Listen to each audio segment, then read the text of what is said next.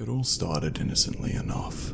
On a gloomy Tuesday evening when I decided to rearrange the furniture in my small, dimly lit apartment. As I shifted the heavy wooden bookcase away from the wall, I heard a faint creaking noise that sent shivers down my spine. My curiosity got the better of me, and I inspected the source of the sound. To my surprise, hidden behind the bookcase was a small door that I had never noticed before. It was weathered and worn, its rusty handle almost begging to be turned. Intrigued, I reached for it, and with a trembling hand, I twisted the handle and pushed the door open. A stale, dusty odor greeted me as I peered into the hidden room beyond. It was a small, windowless space, barely big enough to stand in. Cobwebs clung to the corners, and the air felt thick with decades of neglect.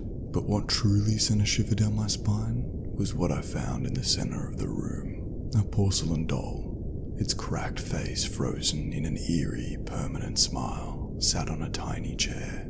Its faded pink dress was frayed at the edges, and its glassy eyes seemed to follow my every move. This discovery unsettled me, as I had never owned a doll, and I certainly hadn't hidden one away in this secret room. I cautiously reached out to touch it, and as my fingers brushed its cold porcelain skin, a sudden chill ran down my spine. It was as if the doll was alive, as if it pulsed with an eerie energy that filled the room. The unsettling feeling only grew as I noticed a small handwritten note beside it, scribbled in faded ink. "Let's play," the note read, the words appearing as if they had been written just moments ago. I couldn't believe my eyes.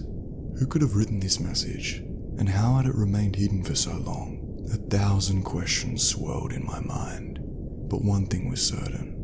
There was something deeply unsettling about this hidden room and its enigmatic occupant. Little did I know that my life was about to take a terrifying turn, and that the sinister game had only just begun. The doll's glassy eyes seemed to bore into my soul as I stared at the cryptic note. My heart pounded in my chest, and a cold sweat broke out on my forehead.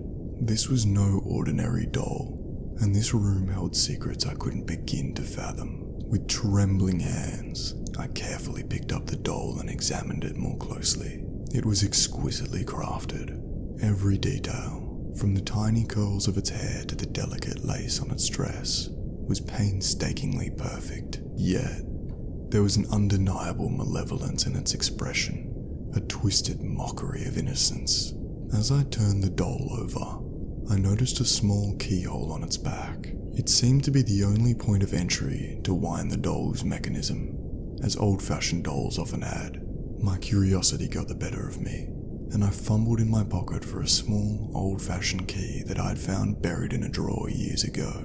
With trembling hands, I inserted it into the keyhole and slowly began to wind. A haunting melody filled the room as the doll came to life, its head turning mechanically to face me. Doll's eyes, once glassy and lifeless, now gleamed with an eerie intensity.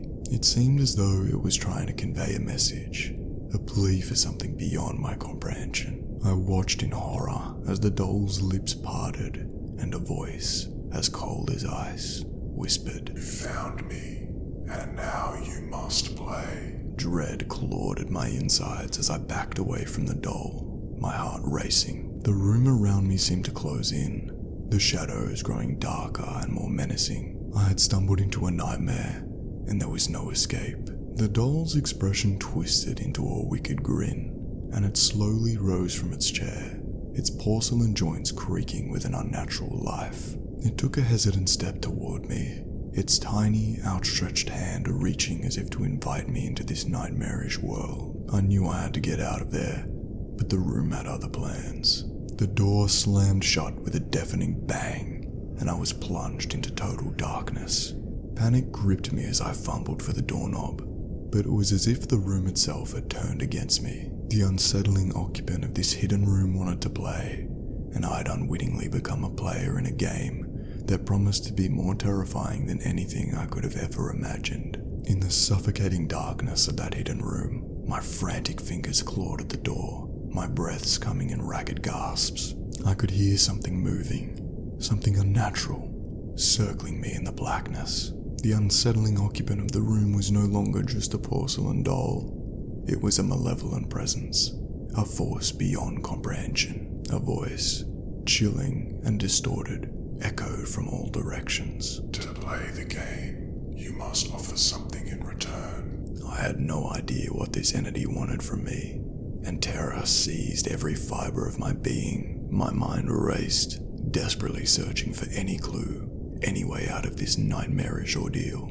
As if in response to my thoughts, a dim, eerie light began to flicker in the corner of the room. It cast eerie, dancing shadows, revealing a decrepit wooden table covered in dust and cobwebs. On the table lay a macabre assortment of objects, each more unsettling than the last. There was a tarnished silver pocket watch, its hands frozen at midnight, a cracked mirror reflecting fractured images, and a wilted red rose with thorns that glistened with an unnatural sheen. But the most disturbing item was a small, leather-bound book, its pages filled with cryptic symbols and ominous drawings. You must choose, the voice whispered, and the room seemed to pulse with malevolent anticipation. Fear gnawed at me, but I knew I had no choice. I reached for the leather-bound book, feeling its strange energy pulsate beneath my fingertips. As I opened it, the symbols and drawings seemed to writhe and shift,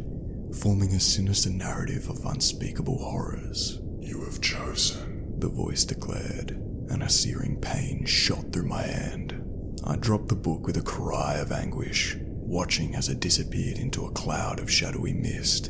In the dim light, the room transformed before my eyes. It was no longer a mere apartment, but a nightmarish realm filled with grotesque, shifting shapes and haunting whispers. The unsettling occupant, once a doll, now loomed over me, a towering, grotesque figure with a twisted, grinning face. The voice taunted me. Now the game begins.